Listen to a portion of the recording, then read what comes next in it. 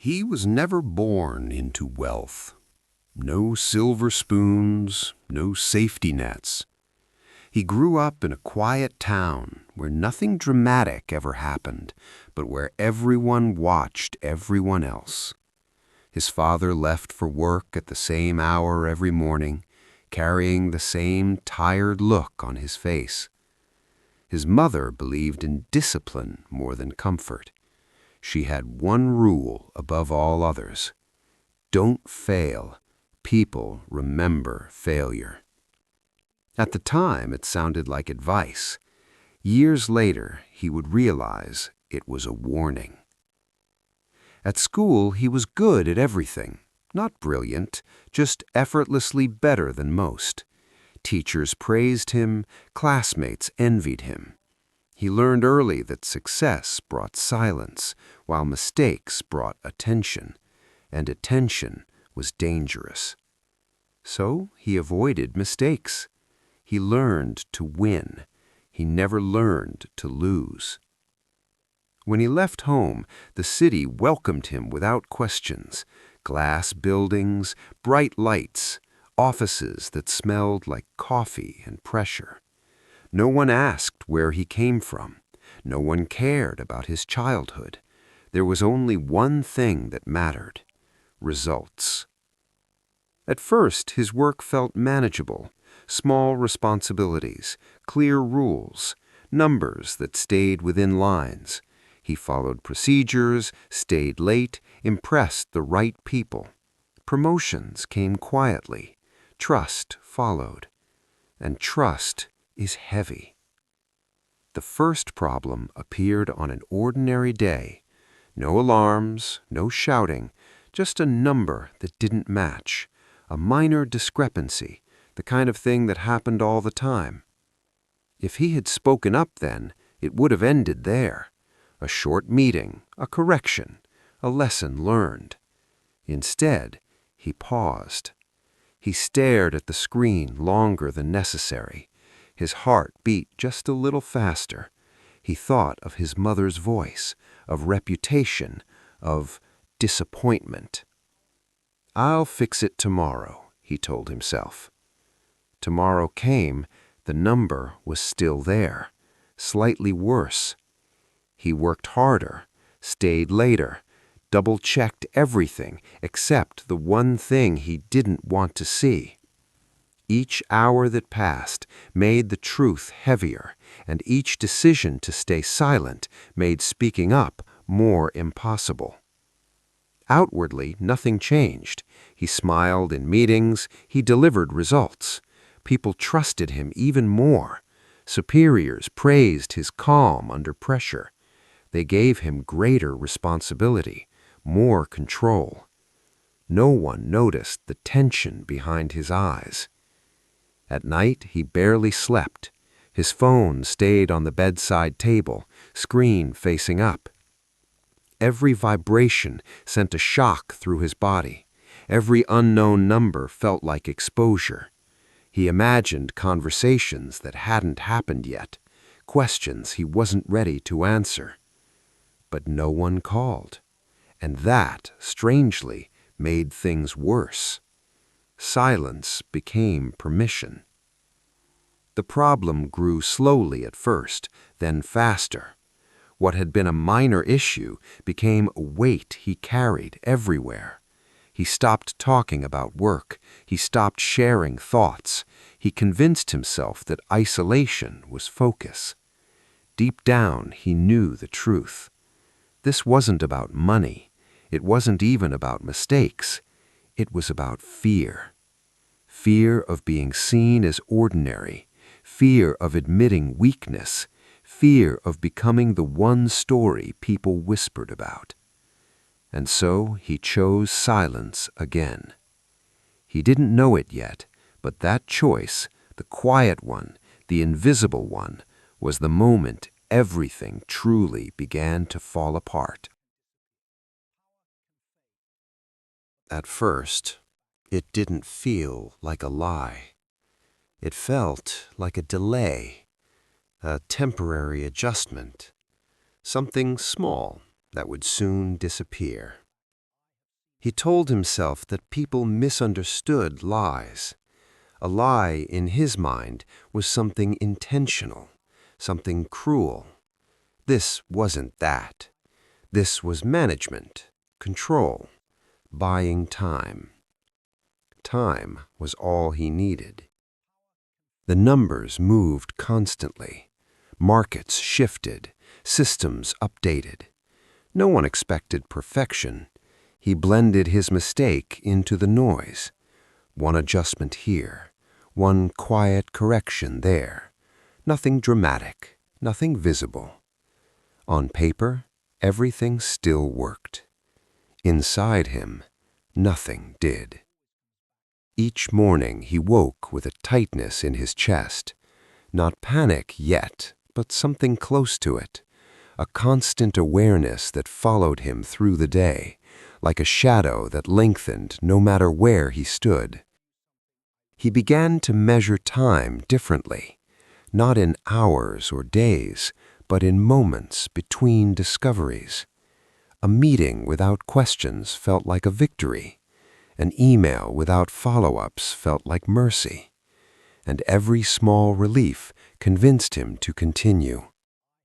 The lie didn't arrive all at once. It formed slowly, carefully, as if it were protecting him. He adjusted reports, telling himself he was clarifying them. He moved figures, convincing himself they were temporary placeholders. The language mattered, clarifying, adjusting, managing risk. Words softened the truth. He noticed how easy it was to cross lines when no one reacted. When silence followed, he mistook it for approval. He began to believe that if something were truly wrong, someone would stop him. No one did. Responsibility grew. With it came more freedom, less oversight. People trusted his judgment. They admired his calm. They pointed to him as an example of control under pressure. He felt like an actor trapped in a role he could no longer step out of. At home, he changed. Conversations became shorter. His mind was always elsewhere. He nodded when spoken to, laughed when expected to, but nothing truly reached him. Sleep became fragmented. He would wake suddenly, heart racing, convinced he had forgotten something critical. Sometimes he reached for his phone in the dark, scrolling through messages that weren't there. He stopped talking about the future, because the future had become a threat. He began to think in scenarios. If the market moved this way, he could fix it. If it moved the other way, he needed more time. Every plan depended on conditions he didn't control. Still, he believed in recovery. People like him always believed that effort could solve everything, that intelligence would eventually overpower reality, that working harder could erase consequences. But effort cannot undo truth. The lie demanded maintenance. Every adjustment required another. Every cover created a new exposure. He was no longer correcting an error. He was defending a position. And defending something means you're already losing. There were moments, brief, terrifying moments, when he considered telling someone. He imagined the conversation, the pause, the disappointment, the shift in how they would look at him. The image was unbearable. So he swallowed the truth again. And with that choice, the lie stopped being a tool. It became a structure he now lived inside. And once you live inside a lie long enough, you forget what the outside feels like. Control didn't arrive suddenly. It accumulated. With every passing month, more decisions flowed through him. What once required approval now passed without question. Systems adapted around his habits. Reports reflected his expectations. The structure bent quietly in his direction. People called it efficiency. He felt it as isolation. There was no longer anyone to challenge him, no second set of eyes, no pauses built into the process. He reviewed his own work, approved his own explanations, corrected his own discrepancies. What had started as trust had turned into dependency, and dependency is dangerous. The numbers grew larger, not because he wanted them to, but because scale has a way of expanding beyond intention. Small positions became large ones. Temporary exposure turned permanent. The margin for error narrowed until there was none.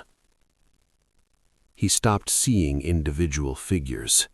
He saw patterns, momentum, direction. The market became something personal. When it moved against him, it felt like resistance. When it moved in his favor, it felt like relief. He no longer observed it. He reacted to it. Emotion quietly entered a space that demanded precision, and emotion never announces itself. He began to take positions that required faith rather than logic, longer horizons, bigger commitments, each decision justified by the last, each risk explained as necessary. There was always a reason. At the same time, the outside world celebrated him. His performance looked extraordinary. Profits appeared consistent. His reputation grew. Offers came from other institutions, invitations, recognition. He couldn't accept any of it, because leaving would expose everything. The role that once empowered him now trapped him. He showed up every day not to succeed, but to prevent collapse. The difference was subtle, but it changed everything. His body felt it first.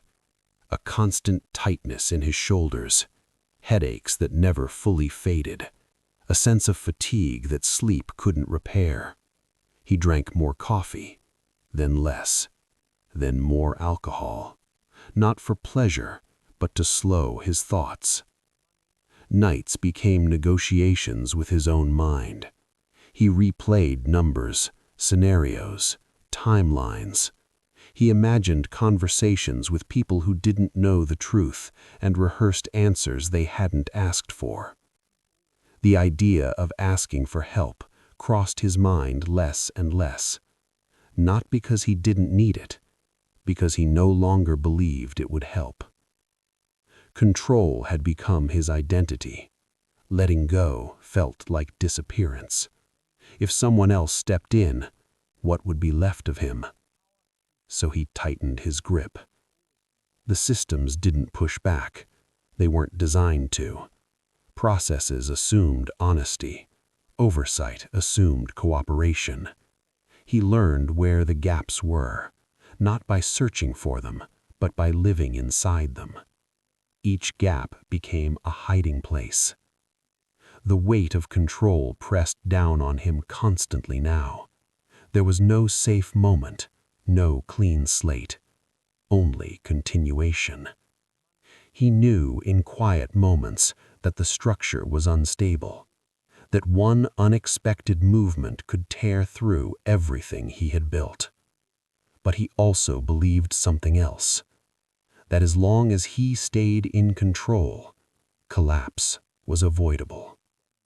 That belief kept him moving. It also guaranteed the fall. The courtroom no longer felt tense.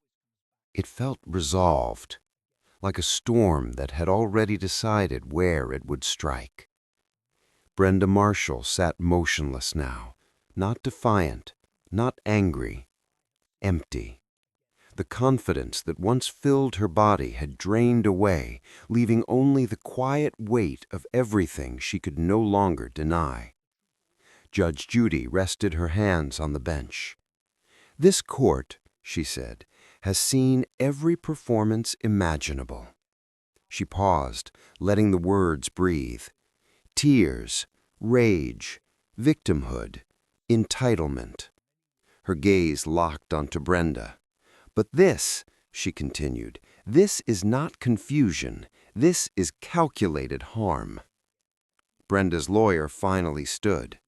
Your Honor, he began carefully, my client is clearly overwhelmed. We would ask the court to consider. Judge Judy raised one finger. No, she said calmly, you don't get to redirect the narrative now. The lawyer sat. The silence that followed wasn't awkward. It was deserved. Judge Judy turned to Linda.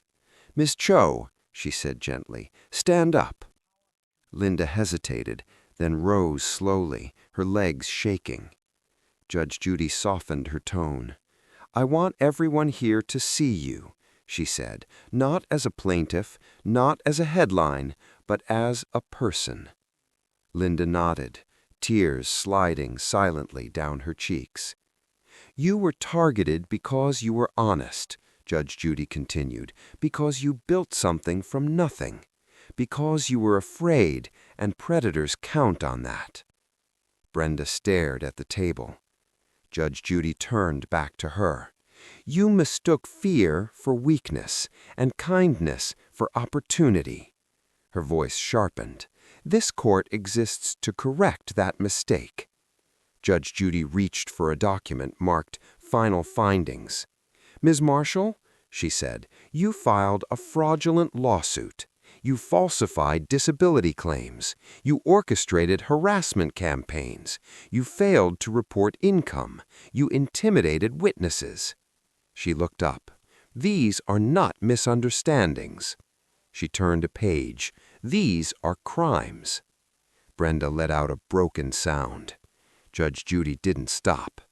Judgment for the defendant, she announced. Ms. Cho owes you nothing. Linda collapsed back into her chair, sobbing openly now. Judge Judy continued. Ms. Marshall, you will reimburse Ms. Cho $22,000 in legal fees. Brenda's head snapped up. You will also pay $50,000 in punitive damages for malicious prosecution. The numbers hit the room like thunder. That is $75,000, Judge Judy said clearly, due immediately. Brenda's face crumpled. Judge Judy wasn't finished. Ms. Marshall, this court is referring all evidence to federal authorities, the IRS, the FBI, and the state attorney general.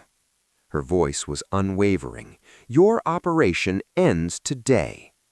Brenda began to cry, real crying now, loud, uncontrolled. Judge Judy waited. Then she said something quieter. This didn't happen because of hormones. It happened because of arrogance. She leaned forward. You believed the system would always protect you. She shook her head. It doesn't protect predators. The bailiff stepped closer. Judge Judy nodded once. Escort Ms. Marshall out. Brenda stood, and for the first time she walked without the scooter. The audience noticed. The cameras noticed. Everything noticed. As she passed Linda, she stopped. I didn't think, Brenda whispered. Linda looked up. You never did, she said softly. Brenda was led out, sobbing, exposed, undone. Judge Judy watched until the door closed. Then she turned back to the courtroom. Let this be clear, she said. Justice does not care who you intimidate. It does not care how rehearsed your story is, and it does not care how many times you got away with it before. She lifted her gavel. Court is not a stage. It is a reckoning. The gavel struck. The sound echoed longer than usual. The courtroom emptied slowly. Not because people were in a hurry to leave, but because no one quite knew how to move after witnessing something like that. Linda Cho remained seated long after everyone else stood. Her hands rested on the table where months earlier she had signed papers in fear, believing her life's work was about to disappear. Now, for the first time in almost a year, her chest rose without panic. Judge Judy gathered her files with quiet precision. This wasn't celebration, this was closure. Before leaving the bench, she looked directly at Linda. "You did something most people don't," Judge Judy said softly. "You didn't pay fear to go away." Linda nodded, tears still tracing her cheeks. "I was scared every day," she whispered, "but I didn't want to live knowing I let someone destroy me." Judge Judy gave a single approving nod. "That," she said, "is how predators lose." Outside the courtroom, cameras were already waiting. Brenda Marshall was escorted down the hallway, no scooter in sight. Her face, once smug, once confident, was unrecognizable. Within minutes, the clip began spreading. Not the lawsuit, not the accusation, the moment, the insult, the exposure, the collapse. By the end of the day, millions had seen it. By morning, it was everywhere. Headlines read, "Serial Lawsuit Scammer Exposed on Judge Judy." "Fraud Operation Targeting Immigrant Businesses Uncovered." "When Entitlement Meets Evidence." Former victims came forward, restaurant owners, salon workers, gym managers.